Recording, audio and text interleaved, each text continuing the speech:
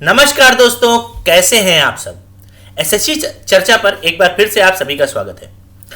मैं रोहित दीक्षित आपका स्वागत करता हूं। जैसा कि आप जान रहे हैं कि हमारे प्रीवियस ईयर क्वेश्चन की एक सीरीज चल रही है जिसमें सीएचएसएल, एमटीएस और सीजीएल यानी एसएससी की पिछली परीक्षाओं में पूछे गए मैं आपको वो प्रश्न सारे करवा रहा हूं जो पिछली परीक्षाओं में पूछे गए और मोस्ट एक्सपेक्टेड क्वेश्चन भी है जो एसएससी चर्चा पर मैं आपके लिए लेकर आया हूं। तो ये हमारी सीरीज का एक तीसरा भाग है। तो चलिए शुरू करते हैं और देखते हैं कि किस तरह से हमें प्रश्नों को करना है। लेकिन आगे बढ़ने से पहले मैं आपको एक बात बताना चाहूंगा जो मैं हमेशा बताता हूं, क्या कि तैयारी विषय की कीजिए, परीक्षा अपने आप निकल जाएगी। और यह बिल्कुल सही बात है कि आप तैयारी विषय की कीजिए, परीक्षा अपने आप निकल जाएगी। आप मैथ्स की तैयारी कर रहे हैं तो 100% आप मैथ्स की ही तैयारी कर लीजिए। आप जीएस की तैयारी कर रहे हैं तो 100% जीएस की ही तैयारी करिए, परीक्षा अपने आप निकल जाएगी।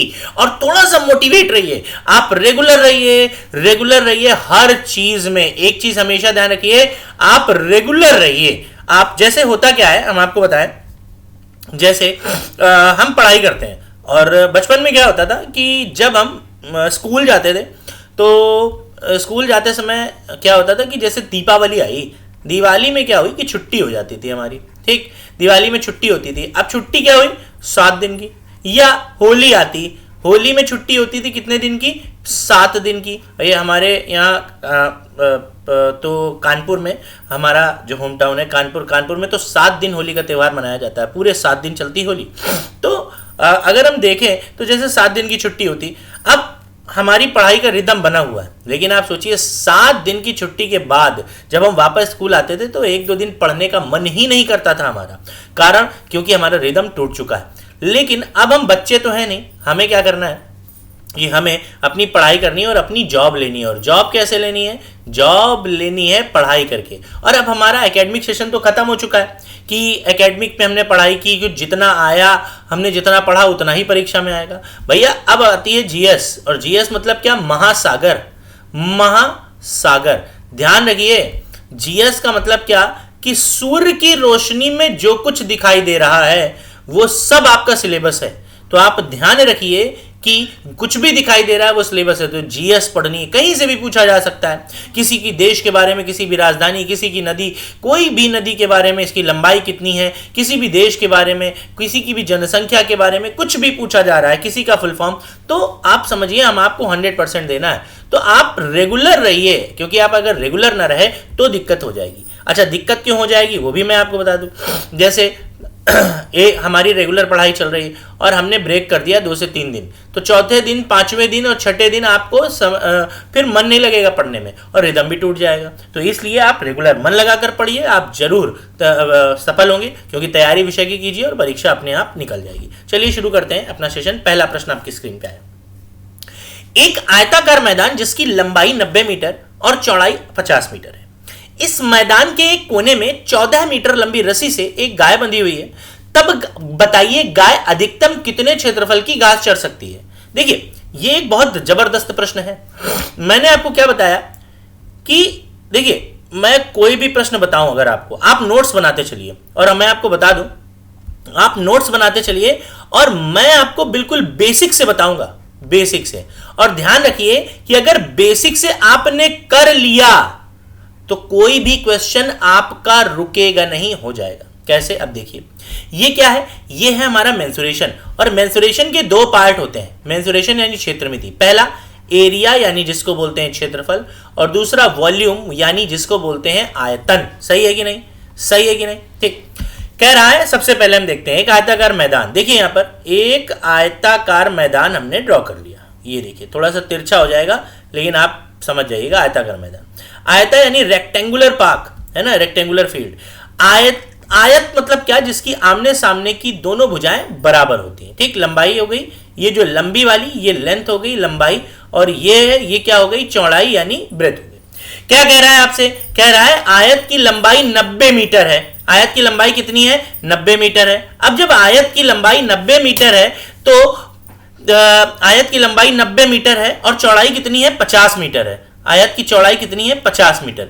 ये 90 मीटर है और ये कितनी है? 50 मीटर है। कह रहा है इस मैदान के कोने में 14 मीटर लंबी रस्सी से एक गाय बंधी हुई है। अब आप देखिए, ये कोना है, ये कोना है, ये कोने में एक 14 मीटर लंबी रस्सी से गाय बंधी हुई है, कोई भी कोने में बांध दीजिए। देखिए एक 14 मीटर लंबी रस्सी से गाय बंधी हुई है, तो गाय जब बंधेगी तो गाय अधिकतम इतने एरिया की घास चर सकती है, इतने एरिया की, ये तो है। अच्छा अब आपसे क्या कह रहा है कि गाय ने जितने एरिया की घास चरी है, तो बताइए अधिकतम कितने क्षेत्रफल की घास चर सकती है अधिकतम।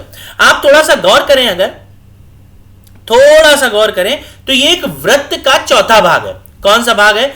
चौथा भाग है। ये वृत्त का चौथा भाग है, चौथा भाग। तो अगर हम इसको ऐसे पूरा बना दें तो ये क्या बन गया? सर्कल बन गया, यानी वृत्त बन गया, वृत्त बन गया। तो आप गौर करिए ये वृत्त का चौथा भाग है। तो हम क्या करें? कुछ नहीं करना है, आप पूर्ण वृत्त का क्षेत्रफल निकालिए, पूर्ण वृत्त का क्षेत्रफल निकालिए और उसको क्या करें? 4 से डिवाइड कर दीजिए, बस आंसर आ जाएगा। कैसे? देखिए अब आप सोचेंगे 4 से क्यों करें भैया, गाय तो इतने ही एरिया की घास चरेगी ना, वो फांद कर बाहर तो नहीं जाएगी, यानी इसको तो क्रॉस नहीं कर पाएगी। तो हमें क्या करना है, मान लीजिए यहां बंधी है तो हम सिर्फ इतने एरिया में उसको घुमाएंगे, ठीक। तो पहले पूरे का निकाल लें और 4 से डिवाइड कर दें। तो वृत्त का क्षेत्रफल होता है पाई आर स्क्वायर, ठीक। पाई का मान क्या होता है? 22/7 यानी 22/7, और आर यानी रेडियस, रेडियस यानी त्रिज्या, यानी जो 14 मीटर लंबी रस्सी है वो हो गई त्रिज्या। क्या हो गई है? त्रिज्या। त्रिज्या क्या होती है? त्रिज्या वृत्त के जो ऐसा है कि एक बिंदु से, और क्या होती है, जो बिंदु है, बिंदु से वृत्त की परिधि पर चारों तरफ जो दूरी होती है उसकी लंबाई त्रिज्या कहलाती है, ठीक। यानी ये त्रिज्या, ये त्रिज्या, ये त्रिज्या, ये सब बराबर है।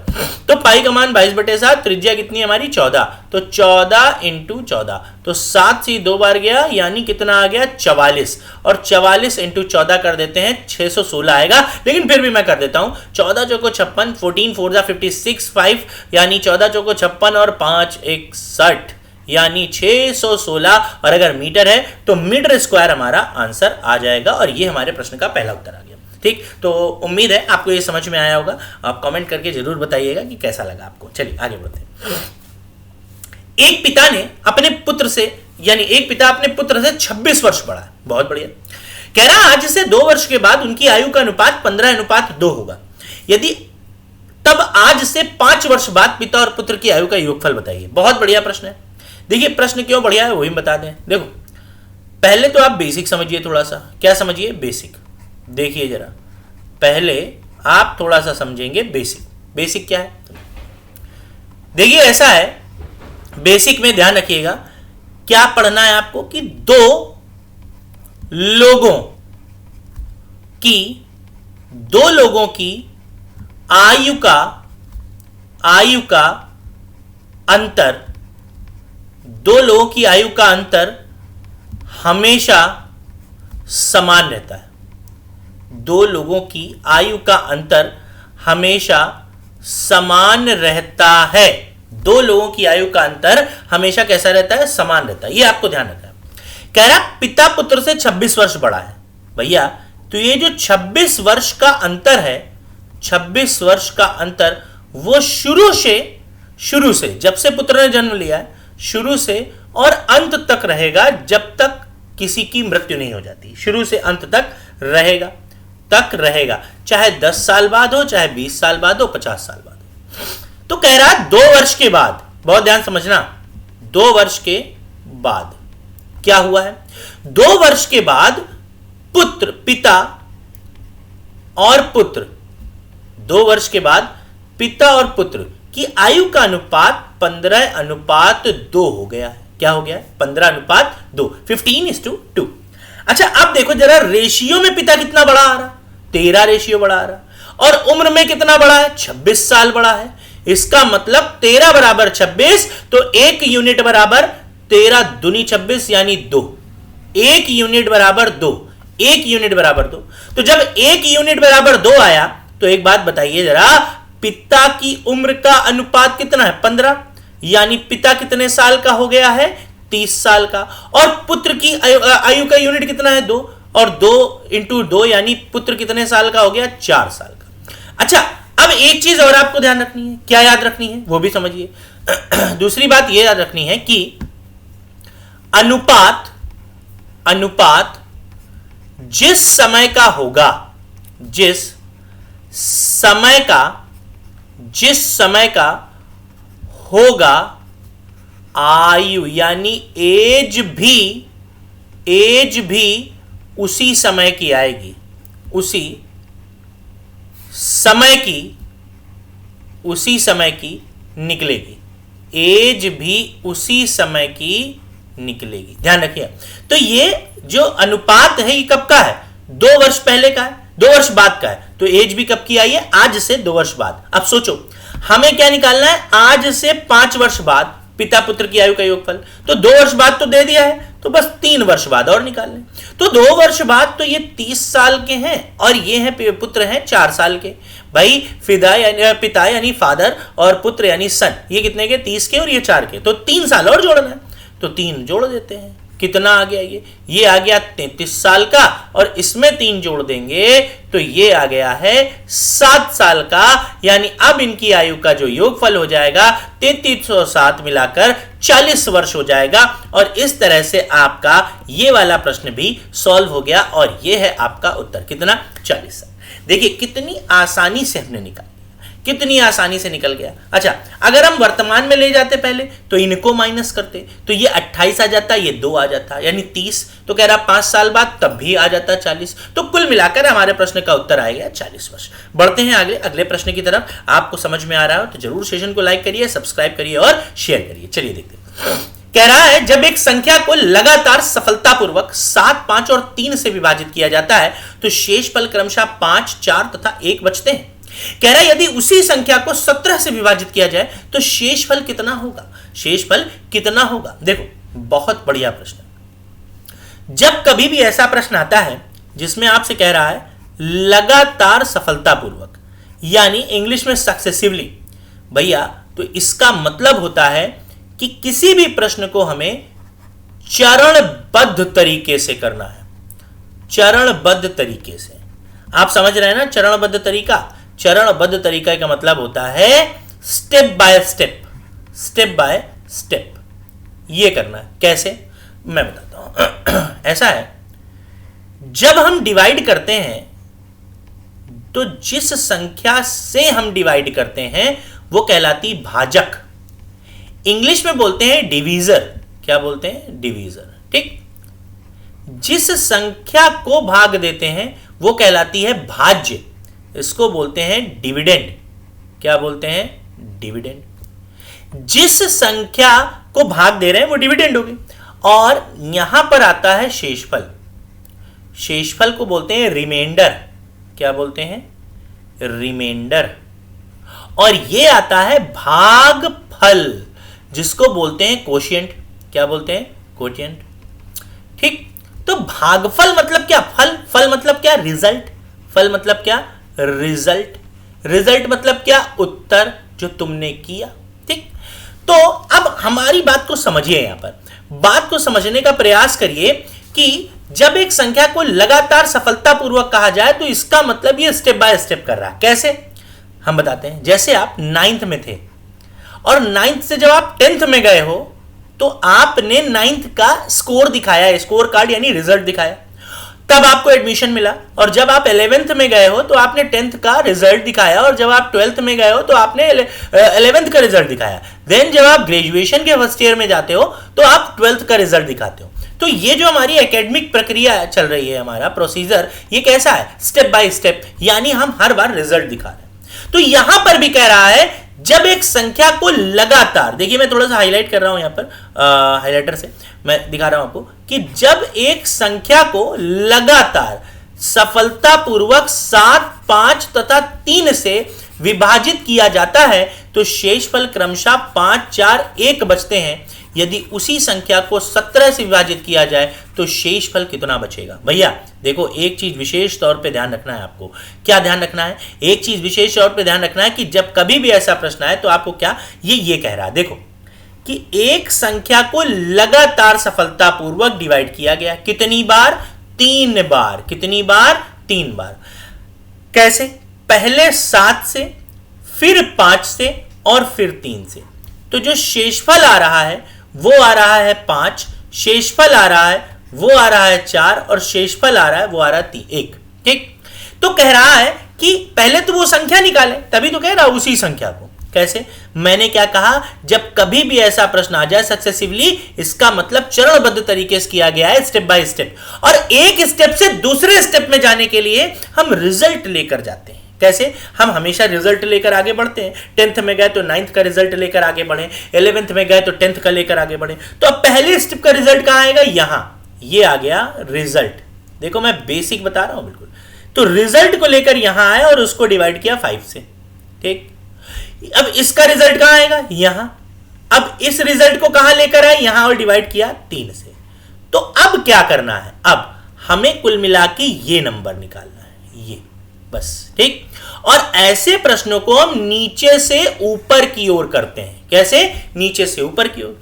अब देखिए जरा सॉरी, देखिए नीचे से कैसे। देखिए सबसे पहले तो भागफल नहीं पता, भागफल 1 मानेंगे। क्यों? देखिए सब चीज मैं बता रहा हूं आपको कि जब भागफल न दिया हो, न दिया हो तो भाग हमेशा एक बार जाता है। भाग हमेशा एक बार जाएगा। हम हमेशा लीस्ट नंबर लेते हैं, लीस्ट सबसे छोटा है ना, एक बार जाएगा, और एक से छोटा तो कुछ नहीं होता। हा? तो देखिए जरा क्या किया, 3 1 जा 3, इसका मतलब ये यहां पर क्या होगा? 4। इस 4 को कहां से लाए होंगे? ऊपर से, वापस पहुंचा दिया। 4 5 जा 20, यहां मतलब क्या रहा होगा? 24। इस 24 को कहां से लाए होंगे? यहां से, वापस पहुंचा दिया।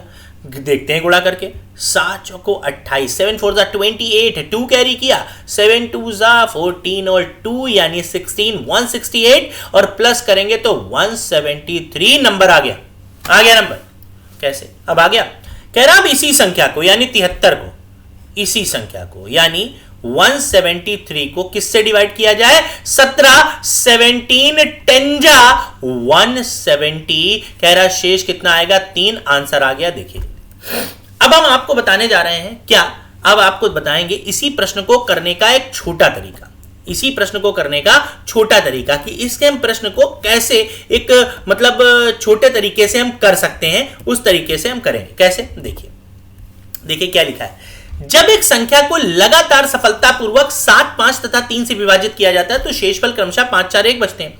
यदि उसी संख्या को 17 से विभाजित किया जाए तो शेषफल कितना होगा? When a number is divided successively by 7 5 and 3 and the remainders are 5 4 and 1 respectively, if the same number is divided by 17, what will be the remainder? देखिए जब कभी ऐसा प्रश्न आपको मिलता है जिसमें आपसे सक्सेसिवली कहता है, तो आप देखिए बहुत आसान तरीका क्या है, एक और ट्रिक जिसको हम कह रहे हैं ट्रिक, इसीलिए मैं आपसे कह रहा हूं बस बने रहिए। हम क्या करेंगे? डिवीजर लिखते हैं। क्या लिखते हैं? डिवीजर। डिवीजर मतलब क्या होता है? भाजक। क्या होता है? भाजक। और हम लिखेंगे रिमाइंडर। क्या लिखते हैं? रिमाइंडर। रिमाइंडर मतलब क्या होता है? शेषफल। रिमाइंडर मतलब शेषफल। देखिए कैसे, देखो डिवीजर क्या क्या थे हमारे? 7। डिवीजर क्या थे हमारे? 5। डिवीजर क्या थे हमारे? 3। और शेषफल क्या थे?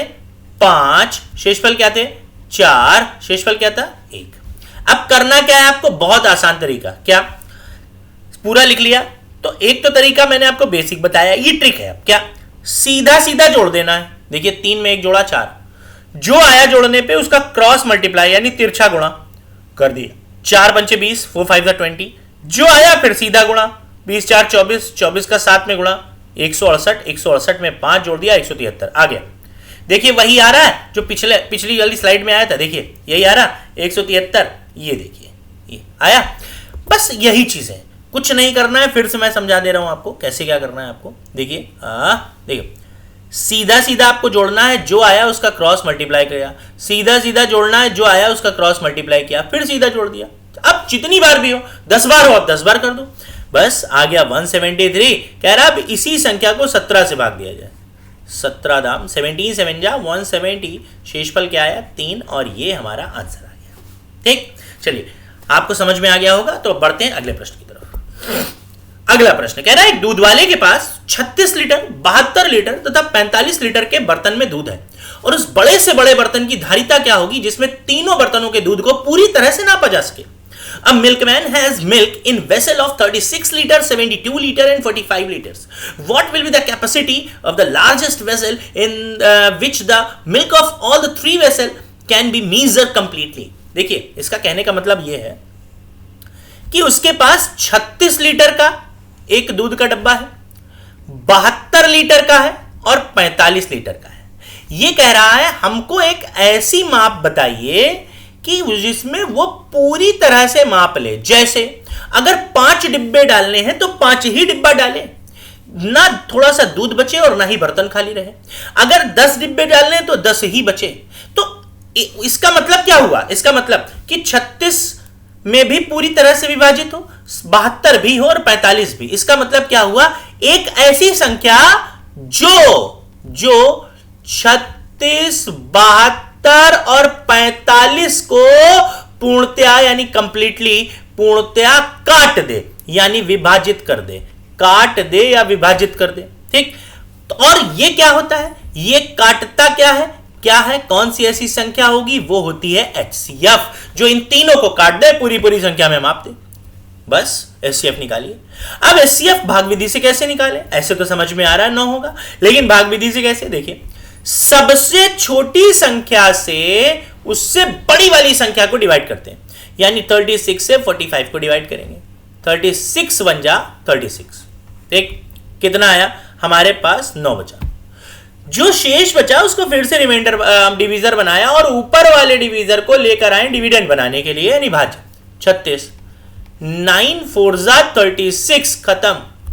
जो लास्ट डिवीजर बचा है, और अभी हमारे पास क्या बचा? 72 भी। डिवाइड करिए, 9 8 9 8 जा 72। आपको बता दें जो लास्ट डिवीजर है वही हमारा HCF होता है और वही हमारा आंसर, यानी 9 लीटर का पैमाना हम लेंगे जिससे हम पूरी तरह से इन बर्तनों के द्रव्य को माप सकते हैं। तो देखिए, ये भी हमारा प्रश्न बहुत आसानी से हो गया है। तो अब हम देखते हैं कि किस तरह से हमें अगले प्रश्न की तरफ देखना है और मूव करना है। चलिए अगला प्रश्न देखते हैं।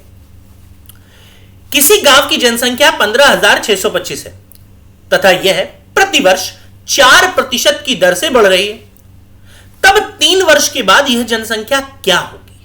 देखिए, बहुत बढ़िया प्रश्न है। ठीक, the population of a village is 15,625 and it is increasing at the rate of 4% every year, then what will be this population after 3 years? बहुत बढ़िया। देखिए, ऐसा है, कभी भी अगर वृद्धि होती है, क्या होती है? वृद्धि, जिसको बोलते हैं इंक्रीमेंट, वृद्धि, तो 100% में प्लस करना होता है, और जब कमी हो रही हो तो हमें 100% में माइनस करना होता है। ठीक, कुछ नहीं करना है। देखिए, गांव की जनसंख्या 15,625 है। कितनी है?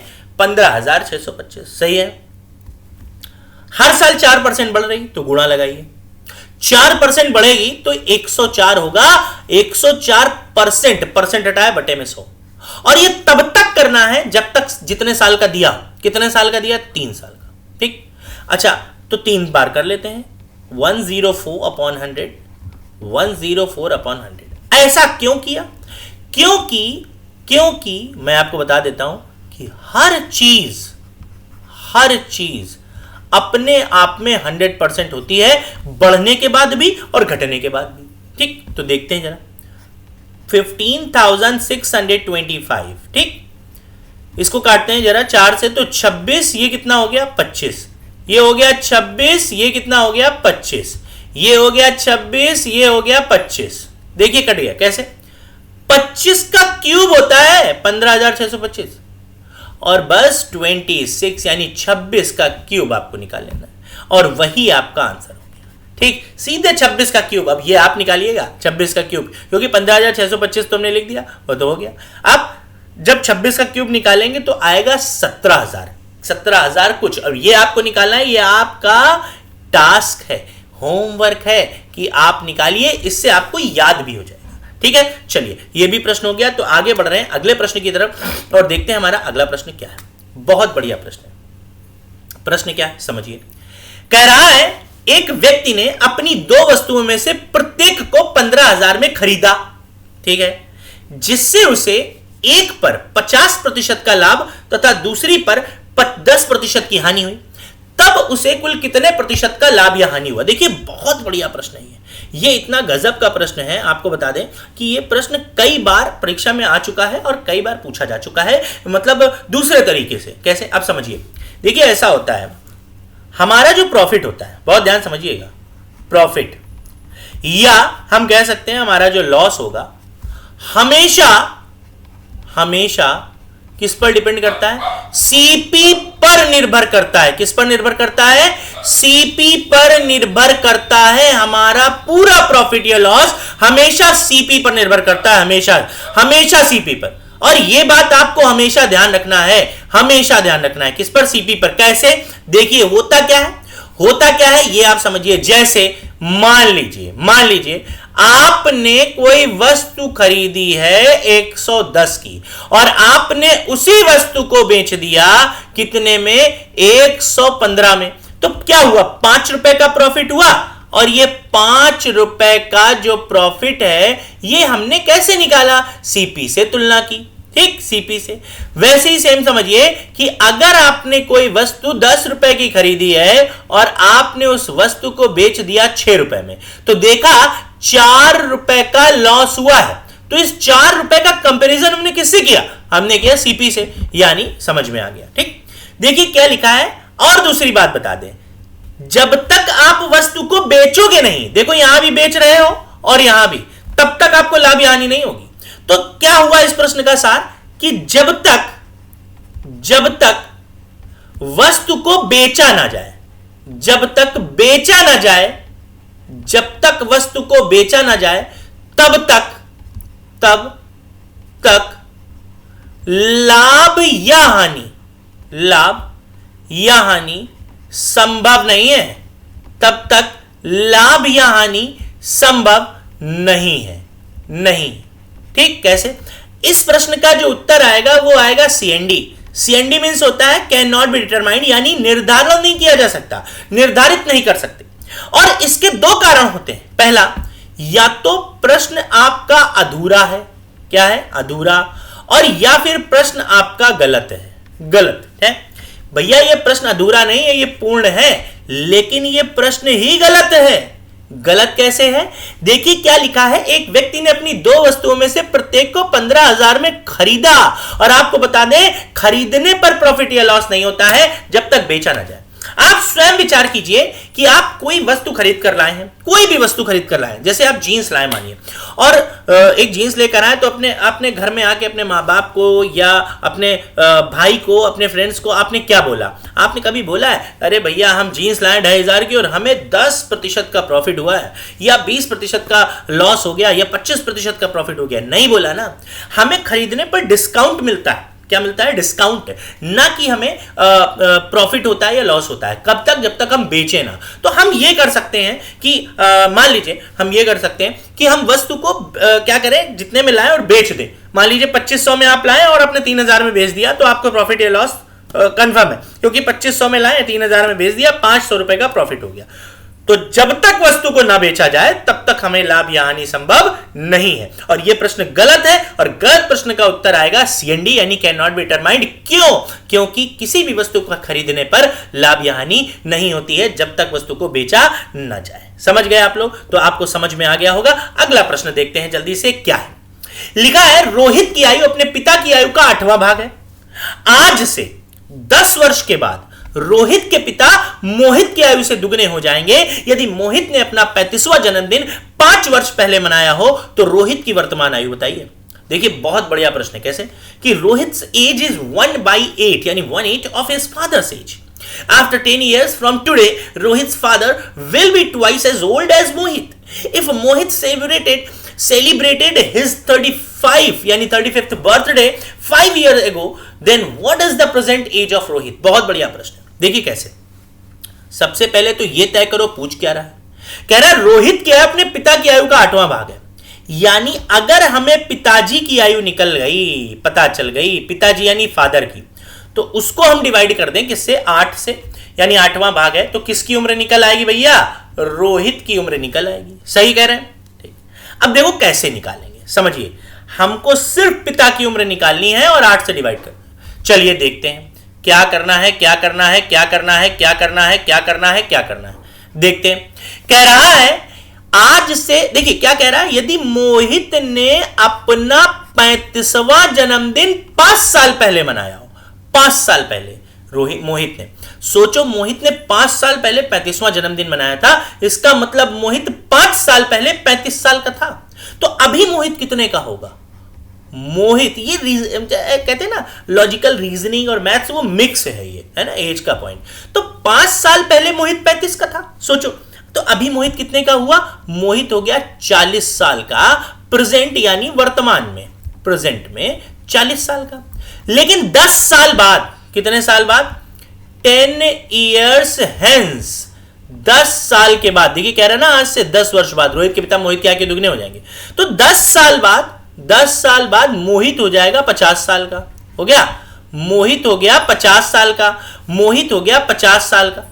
कितने साल बाद? बस हमारा जो ये प्रश्न है अंतिम प्रश्न है, तो हम इसको बहुत अच्छे से पढ़ेंगे कि ये जो मोहित है ये आज से 10 साल बाद 50 का हो जाएगा और रोहित के पिता मोहित की आयु के दुगने होंगे। आज से 10 साल बाद रोहित के पिता मोहित की आयु के दुगने हो जाएंगे।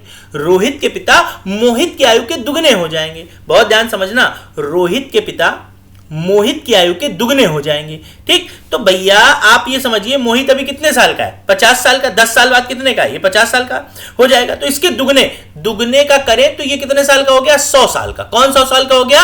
100 साल के हो गए कौन? 100 साल के हो गए हैं रोहित के पिताजी। 100 साल यानी 100 वर्ष के। सही है यहां तक? ठीक, कह रहा है ये कब हुए हैं? आज से 10 साल बाद। आज से 10 साल बाद। तो इसका फर्क क्या मिला हमें? फर्क ये मिला कि आज से 10 साल बाद रोहित के पिताजी 100 साल के हो जाएंगे। तो 10 साल बाद 100 साल के होंगे ना, 10 साल बाद 100 साल के होंगे। तो भैया जब 10 साल बाद ये 100 साल के होंगे तो इसका मतलब अभी ये कितने साल के हैं? 90 साल के। अभी कितने साल के हैं? 90 साल के। और जब ये 90 साल के हैं अभी, इसका मतलब 90 को 8 से डिवाइड कर दें तो हमें एज पता चल जाएगी। किसकी? रोहित की एज पता चल जाएगी। समझ गए आप लोग?